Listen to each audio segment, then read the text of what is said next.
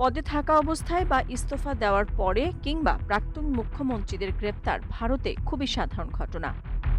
শুধু মুখ্যমন্ত্রী নয়, পশ্চিমবঙ্গ, দিল্লি, মহারাষ্ট্র সহ অনেক রাজ্যের মন্ত্রীদেরও গ্রেপ্তার করেছে কেন্দ্রীয় এজেন্সিগুলো।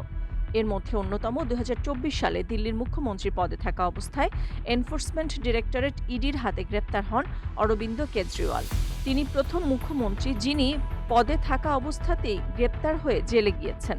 তবে তামিলনাড়ুর প্রয়াত মুখ্যমন্ত্রী জয়ললিতাই প্রথম মুখ্যমন্ত্রী যাকে মুখ্যমন্ত্রী থাকাকালীন জেলের সাজা শোনানো হয়। রায় ঘোষণার পরে আদালত চত্বরেই তাকে গ্রেপ্তার করা হয়, কিন্তু আইন অনুযায়ী আদালতের রায়ের সঙ্গে সঙ্গে তিনি মুখ্যমন্ত্রী। সেই দিক থেকে অরবিন্দ কেজরিওয়ালই প্রথম মুখ্যমন্ত্রী যিনি গ্রেপ্তার হয়েছিলেন। দিল্লিতে মদের দোকানে লাইসেন্স দেওয়ার নীতি বদল করে কেজরিওয়াল এবং কয়েকজন মন্ত্রী ও নেতা মদ বিক্রেতাদের কাছ থেকে ঘুষ নিয়েছেন। এই অভিযোগের তদন্ত করছিল কেন্দ্রীয় এজেন্সিটি। গ্রেপ্তার করে তাকে তিহার জেলে রাখা হয় এবং সেখান থেকেই তিনি অনেক দিন সরকার চালিয়েছেন। পরে অবশ্য তাকে মুখ্যমন্ত্রীর পদ ছাড়তেই হয়।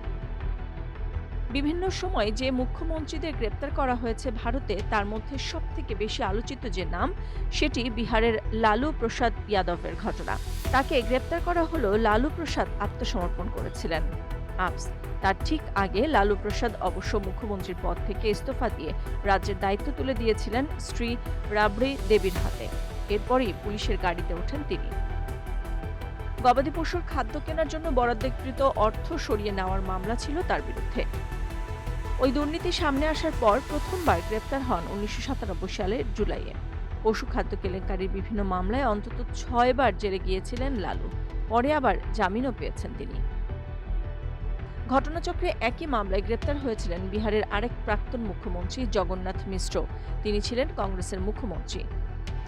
লালু প্রসাদ যখন কেন্দ্রীয় রেল মন্ত্রী ছিলেন, সে সময় রেলে চাকরির দুর্নীতির আরেকটি মামলা এখন চলছে তার বিরুদ্ধে। সেই মামলায় এবছরের ৯ জানুয়ারি দিল্লির একটি আদালতে তিনি ও তার পরিবারের কয়েকজন সদস্যের বিরুদ্ধে চার্জ গঠন করা হয়।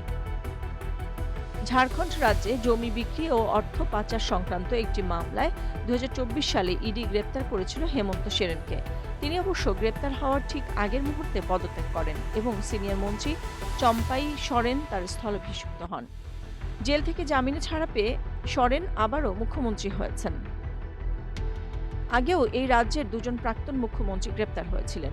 এদের মধ্যে প্রথম ছিলেন হেমন্ত সোরেনের বাবা শিবু সোরেন এবং দ্বিতীয়জন হলেন মধু কোড়া। দক্ষিণ ভারতের একাধিক রাজ্যের মুখ্যমন্ত্রীরও পদ থেকে সরে যাওয়ার পরে গ্রেপ্তার হয়েছেন দুর্নীতির অভিযোগে। এদের মধ্যে সবথেকে হাই প্রোফাইল ঘটনা ছিল তামিলনাড়ুর প্রয়াত মুখ্যমন্ত্রী জয়ললিতার গ্রেপ্তার। ভারতের বর্ণাঢ্য ও বিতর্কিত রাজনীতিক তামিলনাড়ু রাজ্যের মুখ্যমন্ত্রী জয়ললিতাকে এক বিশেষ আদালত দুর্নীতির দায়ে ৪ বছরের কারাদণ্ড দেন। সাজা ঘোষণার পরপরই তাকে কারাগারে নেওয়া হয়।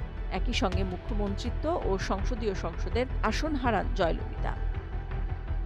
তামিলনাড়ুর পড়শি রাজ্য অন্ধ্রপ্রদেশের বর্তমান মুখ্যমন্ত্রী চন্দ্রবাবু নাইডুকেও গ্রেপ্তার করা হয়েছিল ২০২৩ সালে। তখন তিনি অবশ্য মুখ্যমন্ত্রী ছিলেন না। একাধিকবার অবিভক্ত অন্ধ্রপ্রদেশের মুখ্যমন্ত্রী ছিলেন নাইডু। এ তালিকায় যুক্ত হওয়ার সম্ভাবনা রয়েছে পশ্চিমবঙ্গের মুখ্যমন্ত্রী মমতা ব্যানার্জির। পশ্চিমবঙ্গের মুখ্যমন্ত্রী এনফোর্সমেন্ট ডিরেক্টরেটের তদন্তে কাজে বাধা দিয়েছেন বলে ভারতের সুপ্রিম কোর্টে এখন একটি মামলা বিচারাধীন রয়েছে। নাদিরা জাহান, নিউজ ডেস্ক, সারা বাংলা।